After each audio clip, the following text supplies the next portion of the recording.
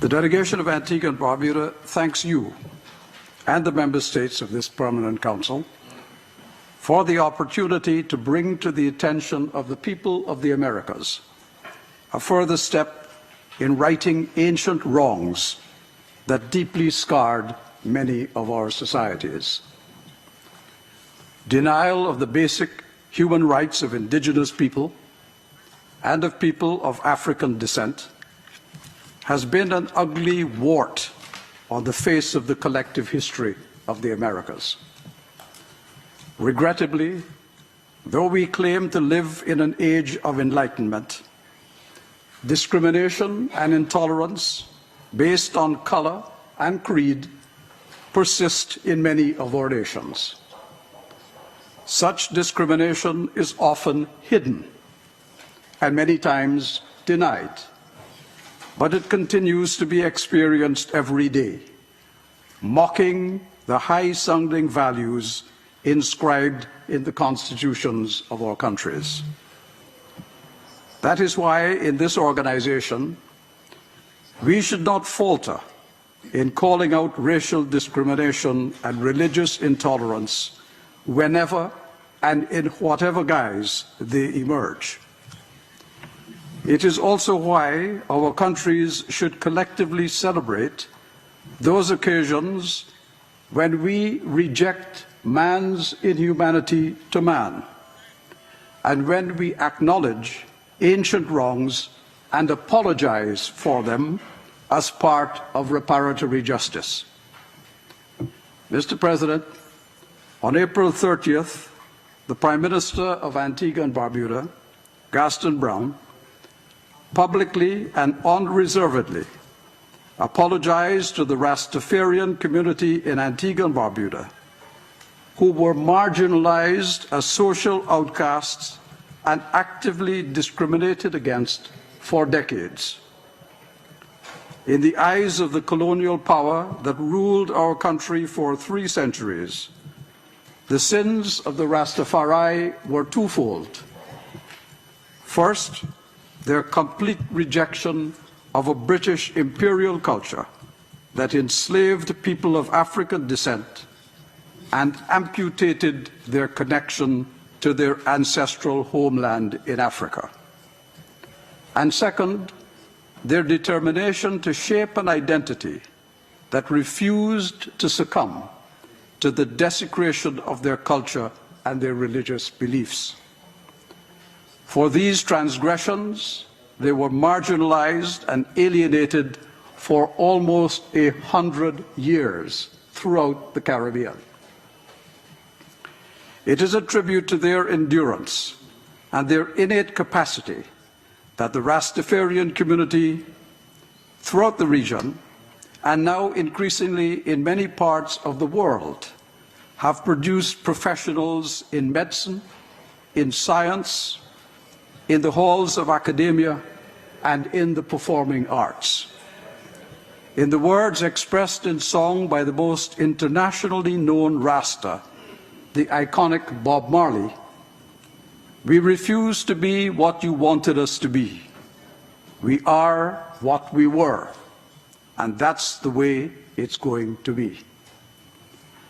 Out of a dark colonial past of their forebears, Rastas have risen up to affirm their self-dignity, their African heritage, and their worth as human beings. They have shown that from the margins of society can come energy and creativity that can spread around the world and captivate it. Prime Minister Gaston Brown said the following in his public apology, and I will read what he said. Many of our ancestors were defiant until death, tortured, broken on the wheel, and beaten to death. Others succumbed to the lash of the whip, to the daily grinding down by the exploiter's boot, to the respite that was offered by acceptance of the oppressor's rule.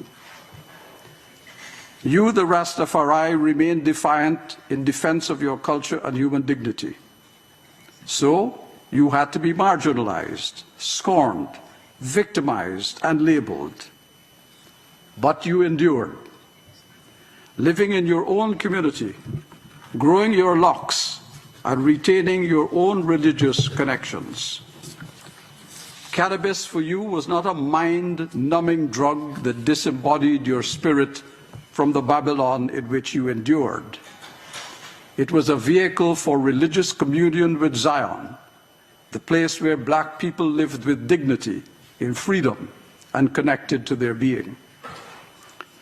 Regrettably, even as the colonial establishment retreated from whence they came, and people born in Caribbean countries replaced them in authority, the Rastafari continued to be marginalized.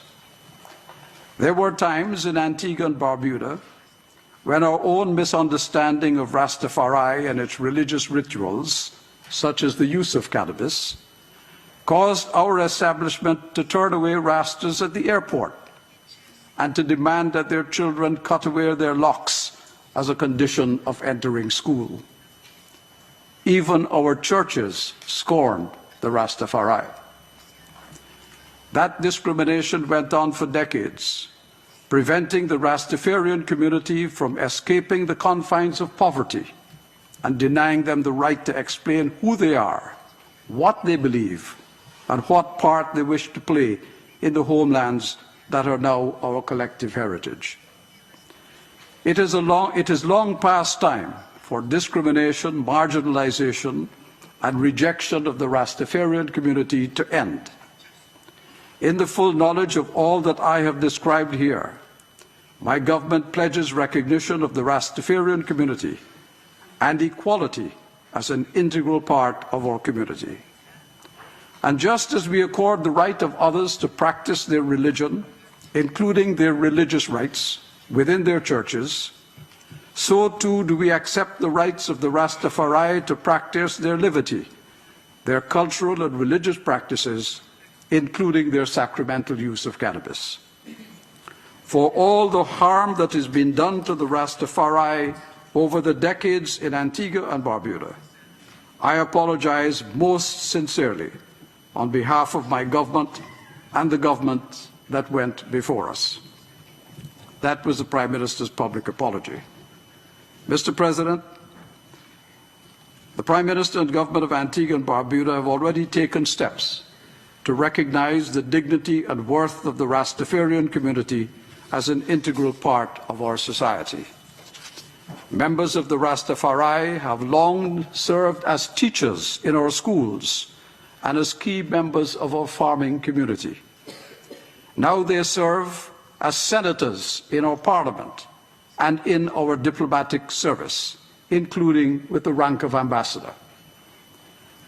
Mr. President, the actions of the Prime Minister of Antigua and Barbuda gives meaning and substance to the Inter-American Democratic Charter, which in its proper application underscores the important values for which we stand as a community of nations in the Americas.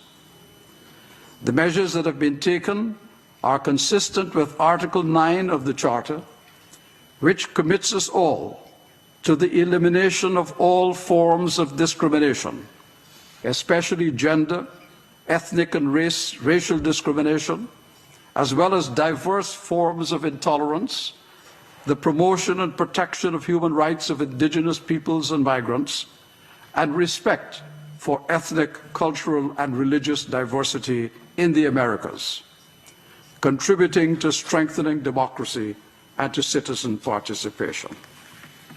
Mr. President, members of this Council, Antigua and Barbuda is proud of this historic action. I am pleased to have with me today a Rastafarian member of our diplomatic corps, Ambassador Franklin Francis, Ras Frankai Tafarai, to identify him properly. He's also a leading representative of the Rastafari throughout the Caribbean, having received the highest honors of the community. And with your permission, Mr. President, I would like to ask Ambassador Frankai Tafarai to address this Council, and by doing so, to create history. He will be the first member of the Rastafari community to speak to such a high-level representative body of the nations of the Americas. And if I may, I will invite him to speak. Thank you. Adelante, por favor. Please do. Franklin Francis. Good morning to the distinguished delegates, and greetings in the name of Haile Selassie I, acknowledged as the divine inspiration of the Rastafari nation. I convey the thanks and appreciation of the Rastafari nation for the historic opportunity to address this august hemispheric body, the Organization of American States, on such an important issue as human rights and justice, which we believe should be of concern to the nations and peoples of the world. The Rastafari nation commends and thanks the government of Antigua and Barbuda and the Honorable Prime Minister Gaston Brown for his unique, sincere and heartfelt apology to Rastafari for repair and redress for the atrocities inflicted on Rastafari for their acknowledged utilization of cannabis and their strong stance in defense of the oppressed and downtrodden minorities in our hemisphere and indeed in the world. This apology comes on the heels of previous token allowances to the Rastafari community, including the admission of dreadlocks youth into the educational institutions in Antigua and Barbuda, and the cessation of the trimming of the dreadlocks covenant of incarcerated Rastafari brethren and sistren. The Rastafari nation has long expressed our advocacy for the rights of Africans the world over and our advocacy for the use of cannabis as a human rights issue, and view the prohibition of cannabis and the persecution of Africans through the immoral crime against humanity that was chattel slavery as contrary to United Nations Declaration on Human Rights as enshrined in the United Nations Charter and other conventions, including those in the OAS. The apology and declared intention for repair and redress is thus seen in the context of the call for reparatory justice for slavery and colonial oppression, expressed by the establishment of the CARICOM Reparations Commission and voiced by other Africans in the diaspora and on the continent. This call gains added significance, coming as it does in the United Nations declared International Decade for People of African Descent, 2015 to 2024. We express the hope that the call for reparations will see a recognition of Rastafari sacramental use of the herb cannabis and involvement and inclusion in the material benefits to be derived from proper utilization of cannabis.